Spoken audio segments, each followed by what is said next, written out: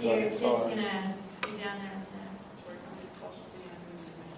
No, I mean, we definitely, I mean, it's just. I talked for a few minutes before some of you, the day that Pulmonary Fibrosis Foundation ladies were here in June. I had called Lori 2 days before and asked if she could use my help anyway with the support group, possibly working with the spouses and the caregivers, just because I've been through the pulmonary fibrosis situation with my husband. I know how difficult it is. She asked if I could come to the meeting 2 days later with the pulmonary fibrosis ladies here. They seemed kind of interested in hearing about a program for the spouses. But I'm not really sure that it's the direction we want to go. So I asked Lori if I could speak for a minute today, give you some ideas of what I'd like to do, and get some feedback from you of whether it's a good program or whether we need to go a different direction. But I also, after the meeting that the Pulmonary Fibrosis Foundation lady spoke at, Dr. Scholand asked me if I would get involved in Eastern Idaho when my husband Lee started his treatments here, and he was on the Bosentan study. Either Lori or Mary Beth told me that they had as many patients coming here from Eastern Idaho as they did in the whole Salt Lake Valley. And we talked about why that would be. That the conclusion was probably it was just our doctors were referring people down to her faster than the Salt Lake doctors. Well, now she's not getting any patients to speak of from Eastern Idaho. So she wanted me to try to make some appointments with doctors, get her in to speak to doctors to see if we can get more Eastern Idaho people back into these programs of the trial studies. She knows that I am a real strong advocate of the trials. The trial my husband was on was canceled just before, a couple of months before his death, and he turned out to be on the placebo. It is still the best thing you can do. It's the only thing you can do, and it's the best thing you can do to help yourself. And some people here, there will be a cure for some. There may not be for all, but there will be for some. And we need to be involved in working with that. So I have made a little progress with, I have a couple of friends who are doctors. I have a couple, husband and wife, who have been family practice for years. They told me that Idaho Falls has a physician conference every Friday morning who are thrilled to have Mary Beth come and talk to them. So we just need to establish a date, and we will have her talking to the doctors in Idaho Falls and Eastern Idaho. I figured eventually that we are going to need our own support group. So I need to work really hard on trying to get people from Eastern Idaho to come to a meeting with us.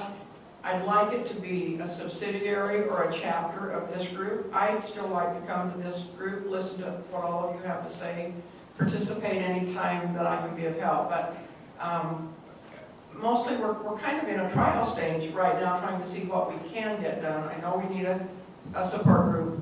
So what I would like to ask of you today, my granddaughter Courtney over here has some sheets that I filled out. They have all my contact information on them. I would like to run through really quickly the way I would handle support group meetings if I were going to work with the spouses or with the patients and the spouses together. The topics that I think might be important to cover. I would like you to put a big cross mark through anything you don't think should be covered. I left some blank lines to add things that you think I missed.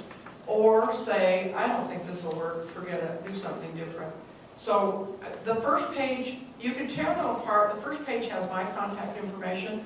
I would like this for the Eastern Idaho people, but for anybody. If you're having a bad day and you just need somebody to call, I know you're not going to pick up the phone and call me until you get to know me, but I'd like to be the one that you could call to get a few answers, or to just say, I just feel crappy today, I'd like to talk to somebody about it. So all my contact information is at the top of the sheet, but the questions and the topics are at the back. Okay, so my idea of a pulmonary fibrosis support group would be once a month, or you can do it every 2 months. You need to get your group established to decide how, and let the group decide how often you're going to meet. I would have a speaker for each meeting that would be a physician, a nurse, a pulmonary, the therapist, the rehab people, or maybe somebody that knows about fundraisers or somebody that's getting involved in the public awareness part of pulmonary fibrosis.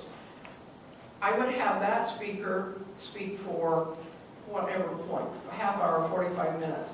Then I think I would like to take the spouses and the caregivers to a different room where we discuss the topics on my list, but the patient gets to stay and talk to that physician. It's a little one-on-one time with the physician or the nurse or the therapy person, so they get extra time. One of the things I'm asking you, though, is, do we really want to split the two? Do we want one big complete meeting? Do we just extend after we have our speaker? Do we just cover any topics that anybody wants to talk about? Or do we actually want to split it up? Kind of seems to me that if I were a patient and had a terminal illness that there isn't a treatment for, although hopefully there will be before the end of my life, I might want to talk to somebody else that has it about something I'd rather not say to my spouse. And as a spouse, there were things that worried me that I didn't want to worry Lee about. So in my mind, it might be beneficial to have a separate meeting as part of it, but maybe not. Obviously, the patient is the primary concern. I mean, the patient is why we're doing everything we do, but the caregiver can get burned out, can be very depressed, can all sorts of things. So one of my questions on the second page is, do we want to do something like this? Do we just want to forget it? But so I'm probably not going to keep this in the order that it's on your sheet, but I just thought I would like to go through some of the topics and the reasons that I think we should cover those topics. I would start every meeting with patients and or spouses talking. You know, they would have the first option to choose. I've had this happen the last month. Let's talk about that. But beyond that, I think it's really important to have a living will and your medical power of attorney. And I think it's important not for just the patient, but for the spouse, for everybody.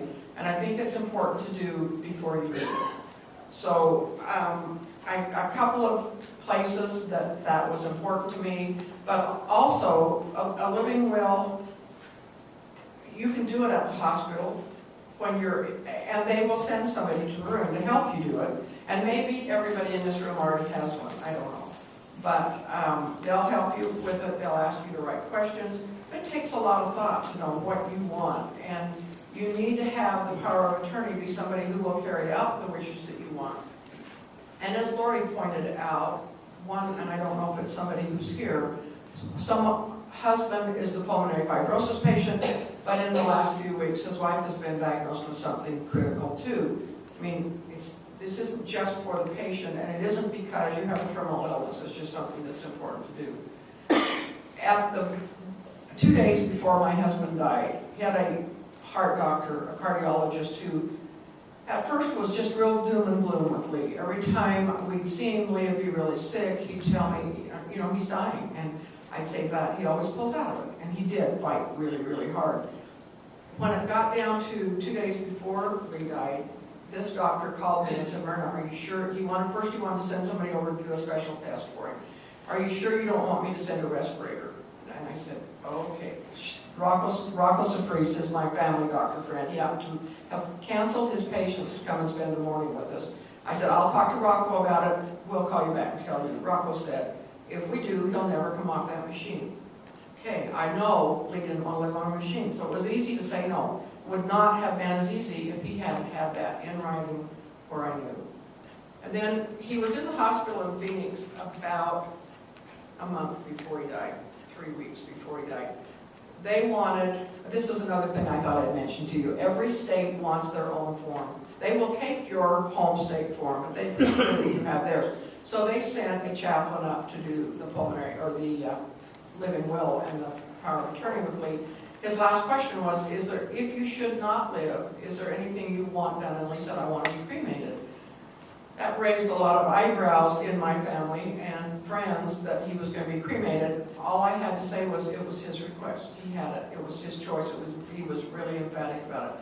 So I feel pretty strongly about one meeting that we would devote to living wills, unless we find it in a group like this, it's not necessary because everybody's already done it. I would do a topic on travel. Not that you don't give up travel, you travel as much as you can, but it's harder to travel. It takes longer to get ready. You have to have enough oxygen to get where you're going. You have to have a supply while you're there. You have to have enough to get back home again.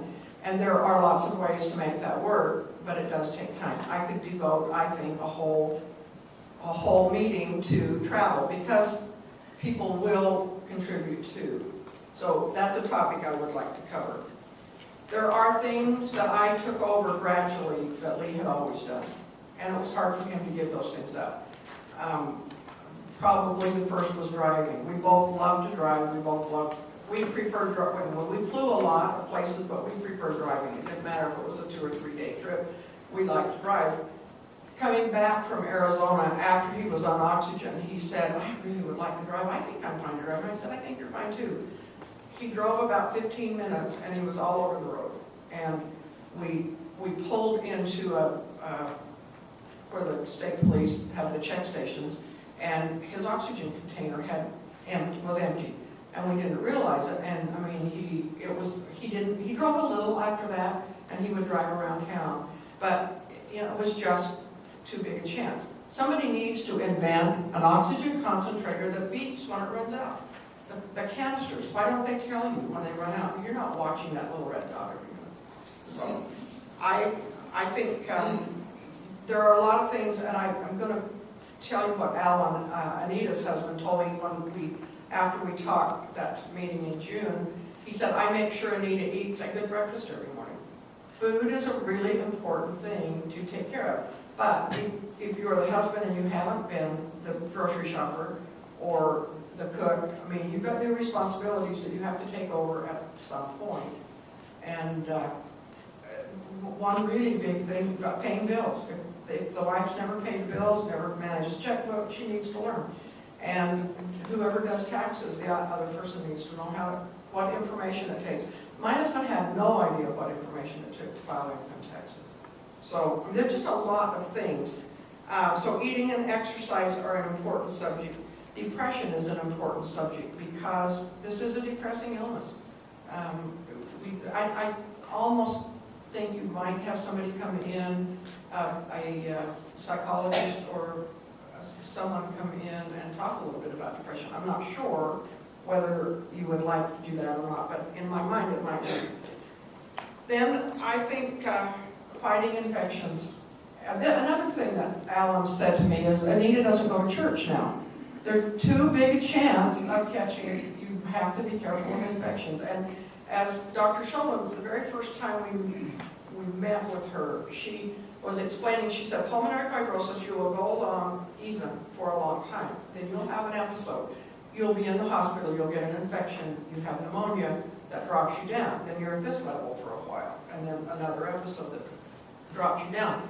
We just need to avoid those episodes, and we need to talk about it enough to make the point. When flu was really bad a year before we died, this granddaughter and another one go to school in Pocatello. We live in Idaho Falls. They wanted to come and visit. The doctor had just said, and no grandkids visiting. And I said, but our grandkids are in their 20s. And he said, that's even worse. So we didn't allow them to come. When they did come to see him in the hospital, and they made them put masks on. But